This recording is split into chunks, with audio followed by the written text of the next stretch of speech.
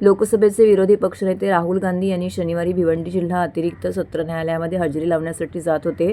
त्यांच्या वाहनांचा ताफा मुंबई विमानतळ येथून भिवंडीच्या दिशेने जात असताना आनंदनगर चेकनाका येथे भाजपा कार्यकर्त्यांनी त्यांच्या ताफ्यास काळे झेंडे दाखवीत आंदोलन केले आहे. या घटनेमुळे काही काळ परिसरामध्ये तणावाचं वातावरण निर्माण झालं होतं. पोलिसांनी तात्काळ परिस्थिती नियंत्रणात आणत ताफा पुढे मार्गस्थ केला.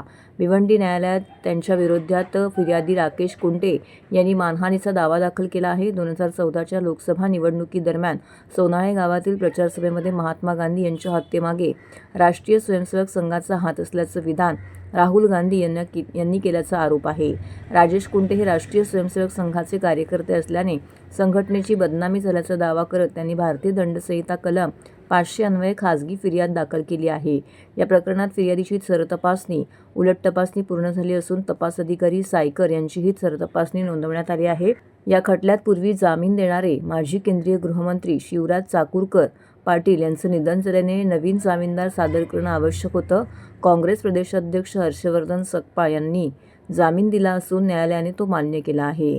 राहुल गांधी यांनी भिवंडी जिल्हा अतिरिक्त सत्र न्यायालयामध्ये एका प्रकरणात नवीन जामीनदार सादर करण्यासाठी हजेरी लावली. न्यायालय परिसरामध्ये कडेकोट पोलीस बंदोबस्त तैनात करण्यात आला होता.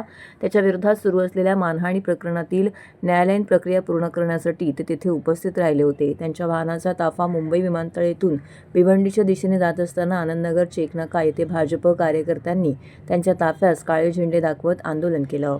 या घटनेमुळे काही काळ परिसरामध्ये तणावाचं वातावरण निर्माण झालं होतं.